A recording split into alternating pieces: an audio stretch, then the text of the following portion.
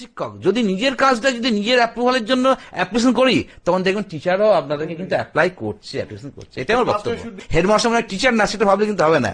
নিজে প্রথম একজন হেডমাস্টার প্রথমে কিন্তু একজন শিক্ষক, এবং তিনি প্রথম 10 বছর মানে শিক্ষকতা করার পর সেই যোগ্যতার ভিত্তিতে সেই কিন্তু 10 বছর অভিজ্ঞতা হওয়ার পর তিনি কিন্তু হেডমাস্টার। আমি দেবাশিস চক্রবর্তী আবার আপনাদের মধ্যে এসেছি, কিছু কিছু বিষয় নিয়ে আলোচনা করব, ছুটি সংক্রান্ত বিষয় নিয়ে আলোচনা করব। আমাদের মধ্যে আজকেও উপস্থিত আছেন ডক্টর পার্থ কর্মকার। নমস্কার। নমস্কার স্যার। আমাদের সঙ্গে আছেন সন্দীপ ব্যানার্জি, যিনি একটি রাষ্ট্রায়ত্ত বিদ্যালয়ের প্রধান শিক্ষক, এর দায়িত্বে রয়েছেন। কিছু কিছু বিষয় রয়েছে প্রধান শিক্ষকদের ক্ষেত্রে খুব সমস্যা তৈরি হয়, তা সেগুলোকে যাতে সহজ হয়ে যায়, শিক্ষকরা সঠিক নিয়মটা যাতে জানতে পারেন, তার জন্যই আমি চিন্তা ভাবনা করে এই অনুষ্ঠান। আচ্ছা স্যার, একটা প্রশ্ন মাঝে মাঝে হয়, অনেকেই সমস্যায় পড়েন, সেটা হচ্ছে লং ভ্যাকেশন, মানে সামার ভ্যাকেশন, পূজা ভ্যাকেশন বা এক্সমাস ভ্যাকেশন। অনেকেই ভ্যাকেশনের ঠিক আগের দিনও সিএল নিলেন, পরের দিনও সিএল নিলেন। না না, লং ভ্যাকেশনে আমরা জানি সিএল নেওয়া যায় না। আবার সেই অর্ডার চলে আসছে, দেখুন অর্ডার ছাড়া কথা বলবো না, আমি বলেছি। একদম 1541 যে অর্ডার, সে অর্ডারে পরিষ্কার লেখা আছে, একদম দেখবেন পরিষ্কার লেখা আছে যে casual leave shall not be affixed or prefixed to any long vacation. নেওয়া যাবে না কিন্তু।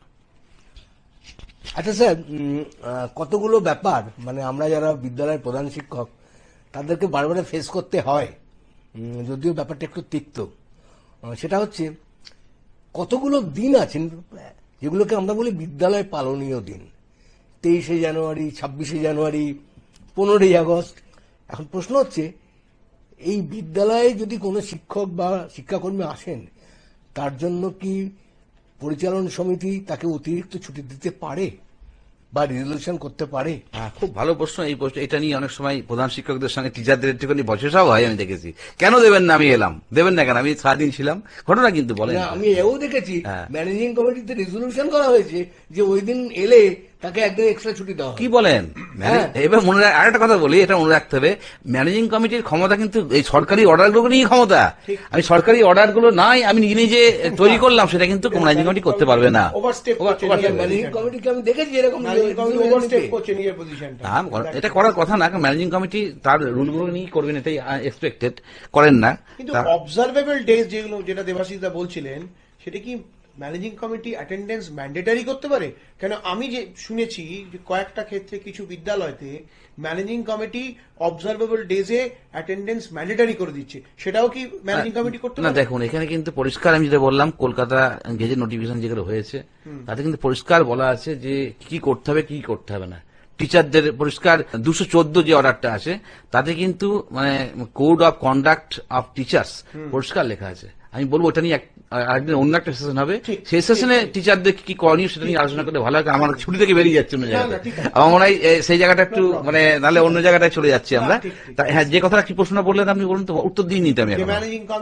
ম্যানেজিং কমিটি করতে পারে না না না, এটা ব্যাপার হচ্ছে যে এখানে বোর্ডের অর্ডারটা রেসপেক্টিভ অর্ডার নাম্বার, বোর্ডের অর্ডার আছে যে এরকম দিনে এলে কিন্তু তার জন্য কোনো কিন্তু কম্পেনসেটরি লিভ তারা কিন্তু এটার জন্য পাবে না। আমি যতদূর জানি এটা বোর্ডের অর্ডারের নাম্বার হচ্ছে 2308। এই তো, হ্যাঁ 2308 একদম ডেটেড হচ্ছে 15/3/1982 সাল, পরিষ্কার লেখা আছে যে এই অর্ডারটা কিন্তু। হ্যাঁ, তারপরেও যেগুলো আছে দেখবেন যে ওই দিনগুলো আসতে হবে লেখা আছে। আজকে আমরা একটা বিশেষ ধরনের লিভ নিয়ে আলোচনা করব, সেটি হচ্ছে হাফ পে লিভ, অর্থাৎ অর্ধ বেতনের ছুটি। স্যার, এই ব্যাপারটা যদি একটু গুছিয়ে বলেন যে অ্যাকচুয়ালি অর্ধ বেতনের ছুটি নিয়মটা কি? কারণ অনেকেই লিভ উইদাউট পে নেন, কিন্তু অর্ধ বেতন ছুটি নেওয়ার প্রবণতাটা আমাদের মধ্যে খুব কম। তার কারণ হয়তো নিয়মগুলো আমরা সঠিক জানি না। তাই একটু যদি একটু গুছিয়ে বলেন স্যার। খুব ভালো প্রশ্ন। এই লিভটার সম্পর্কে আমরা সকলেই জানি, একটু গল্পের ছলে বলার চেষ্টা করছি। এই লিভটা হচ্ছে, ধরুন আমরা তো জানি কিছু লিভ মেডিকেল লিভ এবং হাফ অ্যাভারেজ পে লিভ, এই দুটো লিভ কিন্তু আমাদের সার্ভিস ইয়ার অনুযায়ী আমাদের জমা হয়, আমাদের সার্ভিস বুকে এন্ট্রি হয়, এটা আমরা জানি। অর্থাৎ যেদিন জয়েন করলেন সেই দিন থেকে তারপরে 365 দিন যেদিন হচ্ছে তার পরের দিনে ঠিক এই লিভটা ক্রেডিট হবে। প্রতি বছর কিন্তু আমাদের 15টা করে হাফ অ্যাভারেজ পে লিভ আমাদের ক্যারি হয়, মেডিকেল লিভও যেমন 15টা হয়, হ্যাঁ, এটাও 15টা করে। 15টা হয়। আচ্ছা স্যার, একটা জিনিস আমরা একটু বোধহয় আলোচনা থেকে সরে গেছিলাম, সেটা হচ্ছে মেডিকেল লিভের সর্বোচ্চ সীমাবদ্ধ হচ্ছে 365 দিন। একটা চাকুরিকালে ম্যাক্সিমাম 365 দিন। এই হাফ পে লিভের ক্ষেত্রে নিয়মটা কি? 365 দিন মেডিকেল লিভের ক্ষেত্রে ঠিকই। ধরুন একজন যদি সার্ভিস করেন 30 বছর, যদি কেউ সার্ভিস করেন, কথা বলছি, 15 ইন্টু 30 তো 450 হয়ে যায়। 450টা কিন্তু আর হবে না, 365 দিকে স্টপ হয়ে যাবে মেডিকেল লিভের ক্ষেত্রে। হাফ অ্যাভারেজ পে এর ক্ষেত্রে প্রতি বছর তার সার্ভিস ইয়ার, যেটা বললাম সার্ভিস ইয়ার অনুযায়ী যেটা হয়, অর্থাৎ কেউ যদি 4th মে 2005-এ জয়েন করেন, তাহলে পরের বছরে ঠিক 4th মে 2006-এ হাফ অ্যাভারেজ পেতে তার ওই যে সার্ভিস বুকে যে কালাম আছে সেখানে 15টা কিন্তু তার ক্রেডিট হবে। কিন্তু এটা মনে রাখতে হবে, মেডিকেল লিভের মতো হাফ অ্যাভারেজ পে লিভ 1 বছর কমপ্লিট না হলে এই লিভটা কিন্তু অ্যাভেল করা যায় না। এবং এই লিভটা মেডিকেল যেমন আমাদের পরপর পরপর 365 পর্যন্ত যেতে পারে আপার সিলিংটা, হাফ অ্যাভারেজের ক্ষেত্রে সেটা কিন্তু 60 করা যায়, 60 প্রথম বছর 60 এর পরে আর জমছে না। মানে ব্যাপারটাকে যদি ধরি আমরা, ধরুন একটা কন্টেনার আছে, সেই কন্টেনারে মানে 60 লিটারের কন্টেনার, কথা বলছি আমি, 15 লিটার করে আমি একটা করে মার্ক করা আছে, 15 লিটার 15 লিটার 15 লিটার 15 লিটার, মানে 4 ইন্টু 15 মানে 60 লিটারের কন্টেনারের মধ্যে সেই জলটা ধরবে, কথা আমি বলছি। এবার ঠিক তেমনি তাই, এটাও তাই, প্রথম বছর যখন পূর্ণ হচ্ছে সার্ভিস ইয়ার, ঠিক তার 15 লিটার জল চলে আসছে, মানে ড্রামটা ফিল আপ হচ্ছে 15 লিটার। তারপরের বছর আবার 15, মানে 30 হলো। তারপরের বছর আবার 15, মানে 45 হলো। তারপরের বছর আবার 15টা জমলো, মানে 60 হলো। এরপরেও যদি উনি খরচ না করেন, আবার কিন্তু আর 15টা জমবে না, কারণ টোটাল কন্টেনারটা কমপ্লিট হয়ে গেছে আমার। হাফ অ্যাভারেজ পেন যে কন্টেনার 60 লিটার, অর্থাৎ 60 দিন, এটা কিন্তু কমপ্লিট হয়ে গেছে। এইবার এটা কি করে জলটা মানে বেরোবে, মানে অর্থাৎ কি করে তিনি লিভটা নেবেন, লিভটাকে আবার মানে বাড়ানো যাবে কি করে? বাড়ানো যাবে কি করে? হ্যাঁ, এক্স্যাক্টলি, বাড়ানো যাবে কি করে? দেখুন, আমরা জানি যে এর সঙ্গে কিন্তু কমিউটার লিভটা পরিবর্তিত সুবিধা ওতপ্রোতভাবে জড়িত। এইটা একটু ব্যাখ্যা করুন। হ্যাঁ, ওটাই ব্যাখ্যা অনেকে না করছি। কমিউটেড আর হাফ অ্যাভারেজ পে লিভের কানেকশনটা আর কিভাবে কমিউট হয়, কমিউট করার পরে কিভাবে জমে, এই জিনিসগুলো অনেকের কাছে ক্লিয়ার নয়। এটা একটু বললে খুব সুবিধা হয়। থ্যাংক ইউ, খুব ভালো বলেছেন। তাহলে আমি হাফ অ্যাভারেজ পেটা বলে নেওয়ার পরে তার সঙ্গে আমি কমপ্লিট করবো সেটাকে, হাফ মানে কমিউটার লিভে কিভাবে হচ্ছে। আমি বললাম পরিষ্কার, তাহলে 60টা জমলো।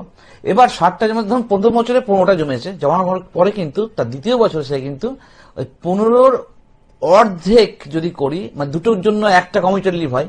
আমি আগে মানে মিশে যাচ্ছি, বলতে গিয়ে মিশে যাচ্ছে, মানে এমন জায়গা কমিউনিকেশনে পড়ে যাচ্ছি। আগে হাফ হাফের মধ্যেই থাকে। ব্যাস। তাহলে আমি ধরুন প্রথম বছর আমার 15টা হলো, তারপরে 15টা করে 60 পর্যন্ত আমার আপার সিলিং হলো আমার। এবার আমি কিন্তু হাফ অ্যাভারেজ পে কিন্তু আমি নিতে পারি। আমি অনেক সময় অনেকে বলেন যে মেডিকেল লিভ বা এই লিভ না থাকলে আছে, তুমি আগে এগুলো সব কমপ্লিট করবে, তোমার হাফ অ্যাভারেজ পে নেবে। তার সঙ্গে কিন্তু কোনো রিলেশন নাই। হাফ অ্যাভারেজ পে লিভ যখন জমার পর তখন টিচাররা নিতে পারেন, যদি ম্যানেজিং কমিটি অ্যাপ্রুভ করে। কারণ leave sanctioning authority managing committee আমার লিভ আছে আমি নেবো, তাতে হতে পারে না। যেটা আগেবারও আমরা বলেছিলাম। এবং 1541 যে ইডিএনএস মেও নাম্বার, যেটা 15ই ডিসেম্বর 1977 সালে যেটা বেরিয়েছিল, তাতে পরিষ্কার কিন্তু সেটাই লেখা আছে কিন্তু। তো অর্থাৎ আমি কিন্তু হাফ অ্যাভারেজ পে লিভ যদি ম্যানেজিং কমিটি স্যাংশন করেন তা নিতে পারি, নিচ্ছি আমি। ধরুন আমি প্রথম বছর, দ্বিতীয় বছরে আমি 10টা নিলাম, কথা বলছি। দ্বিতীয় বছরের মাথায় 10টা যদি নিই, প্রথম বছরে 15টাতে আমার জমেছিল সার্ভিস কম্পিউটার পর, তার 10টা চলে গেল, মানে 5টা থাকলো।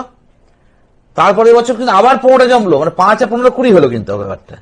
যখন নেবো তার জন্য কিন্তু মাইনে কিন্তু আমি হাফ পাবো, আমরা জানি এর জন্য মাইনেটা আমার মাইনে মানে আমি যতদূর জানি মাইনে মানে বেসিক পে অর্ধেক হবে, একদম দিয়ে সেই অর্ধেক বেসিক পে হবে একদম। এই চেয়ারে মেডিকেল কিন্তু পুরো পাবে মেডিকেল পুরো পাবে একবার। এই যেভাবে রুল আছে এইভাবেই তখন বিল করে সেটা করবেন সেক্ষেত্রে হাফ অ্যাভারেজ ক্ষেত্রে। এইবার রাইট, এই কথা হলো হচ্ছে হাফ অ্যাভারেজ পের রুল। অনেক সময় দেখুন আমি দেখেছি যে টিচাররা অনেক সময় বলেন দ্বিতীয় বছরে যাওয়ার পর অনেকে দেখেছি তার মানে বিশেষ কোনো প্রয়োজন হচ্ছে ছুটি, ধরুন তার নিজের বিয়ে বা বাড়ির কোনো ধরুন তার বোনের বিয়ে বা দিদির বিয়ে বা ভাইয়ের বিয়ে হচ্ছে, পারিবারিক বিয়ে, কোনো ছুটি নাই, তখন তিনি কিন্তু মেডিকেল লিভ নিয়ে বিয়ে করছেন। মেডিকেল লিভ নিয়ে বিয়ে হয় বলুন তো? সে তার জন্য তো হাফ অ্যাভারেজ। আমার এক সহকর্মী আমাকে বলেছিলেন যে আরে অসুস্থ না হলে কেউ বিয়ে করে না। বা এর সঙ্গে যেটা বললাম কমিউটেড লিভ, কমিউটেড লিভটা আমরা জানি, কমিউটেড লিভটার কনসেপ্টটা হচ্ছে দুটো হাফকে একত্রিত করে সেটা হচ্ছে একটা কমিউটেড লিভ, ঠিক আছে? Half plus half equal to 1 হলো। তা একজন মানে এমপ্লয়ি, একজন সে টিচিং স্টাফ বা নন টিচিং স্টাফ যাই হোক না কেন, সারা জীবনে সার্ভিস পিরিয়ডে তিনি 30টার বেশি কিন্তু কমিটি লিভ নিতে পারবেন না। অর্থাৎ 30টা 7টা হাফ পেলিকে কনভার্ট করতে পারবে, হ্যাঁ 60টা। এবার 30টা কিভাবে নেবে প্রশ্ন আছে অনেক সময়। অনেকে বলেন স্যার আমি কি 5টা করে নিতে পারি, 10টা করে নিতে পারি, 30টা একসঙ্গে নিতে হবে? এর কোনো আলাদা কিছু নাই। প্রয়োজন অনুযায়ী স্কুল 5টা, 8টা, 10টা, 20টা, একসঙ্গে 30টা। আবার বললাম এটাকে ম্যানেজিং কমিটি স্যাংশন করবেন। ম্যানেজিং কমিটির স্যাংশনের উপর তার অ্যাপ্রুভাল কি করছেন, কি নিতে চাইছেন, কি অ্যাপ্রুভাল করছেন, তার উপর কিন্তু নির্ভর করছে এই কমিটি। এবার আমরা একটা ছোট উদাহরণ দেবো, যেখানে সার্ভিস বুকে কিভাবে মেডিকেল লিভ এবং হাফ পে লিভ নথিভুক্ত করতে হয় আপনারা দেখতে পাবেন। ধরুন এখানে একজন সহশিক্ষকের উদাহরণ দেওয়া হয়েছে। ধরলাম তিনি চাকরিতে যোগদান করেছেন 20/9/2005। এবার দেখুন এই 20/9/2005 থেকে পুরো সার্ভিস পিরিয়ডটাকে এক বছর করে ভাগ করে দেওয়া হয়েছে। 20/9 থেকে 19/9/2006, 20/9/2006 থেকে 19/9/2007, এইভাবে। এবারে লিভগুলো কিভাবে ক্রেডিট হয়েছে? প্রথম বছরের শুরুতে লিভ কোনো আর্নিং হয়নি, কিন্তু 15টা মেডিকেল লিভ এবং 15টা হাফ পে লিভ জমা হয়েছে।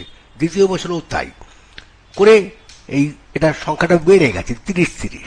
তৃতীয় বছরের গোড়ায় ওটা 30-30 ছিল, ওখানেও 15টা করে আর্নিং হয়েছে। হাফ পে লিভ 15টা, মেডিকেল লিভ 15টা, 45-45 এইভাবে চলতে থাকলো। লিভ অ্যাকাউন্টের ওই পাতাটাকে যদি দেখা যায়, লিভ খরচ করা, অর্থাৎ তিনি মেডিকেল লিভ নিয়েছেন বা হাফ পে লিভ নিয়েছেন। ধরলাম তিনি তৃতীয় বছরে 10টা মেডিকেল লিভ নিয়েছেন। যখনই নিয়েছেন সঙ্গে সঙ্গে কিন্তু গোড়ায় ছিল 30-30, বছরের শেষে গিয়ে 45-45, 10টা কমে গিয়ে 35-45, অর্থাৎ যেখানে 45টা ছিল বছরের আর্নিং ছিল, সেখানে 10টা কমে গিয়ে 35, সেটাকেই আবার ক্যারি ফরওয়ার্ড হয়ে পরের বছরে এলো। হাফ পে লিভের ব্যাপারে ধরুন তার পরের বছরে উনি 10টা হাফ পে লিভ দিয়েছেন এবং হাফ পের হিসাবটা দেখুন 60টায় গিয়ে কিন্তু দাঁড়িয়ে গেছে। 50টা 60, তারপর 65, 60, এইখানে কিন্তু 60টা গিয়ে দাঁড়িয়ে গেছে, আর কিন্তু বাড়েনি। হাফ পে লিভের ঊর্ধ্বসীমা হচ্ছে 60। এবারে চতুর্থ বছরে ধরলাম উনি 10টা হাফ পে লিভ নিয়েছেন। এবার দেখুন হিসাবটা কি দাঁড়ায়। বছরের গোড়ায় ছিল 35-45, 35 মেডিকেল, 45 হাফ পে, 50-60, 15টা যোগ হলো 35-এর সঙ্গে 15টা মেডিকেল যোগ হয়ে 50টা, 45-এর সঙ্গে 15টা হাফ পে যোগ হয়ে 60টা, 10টা খরচ হওয়ায় এটা হয়ে গেল 50টা। এবারে লক্ষ্য করার জিনিস, এই 50-50 হয়ে এলো কিন্তু পরের বছরে। 50টার সঙ্গে 15টা মেডিকেল যোগ হলো 65টা।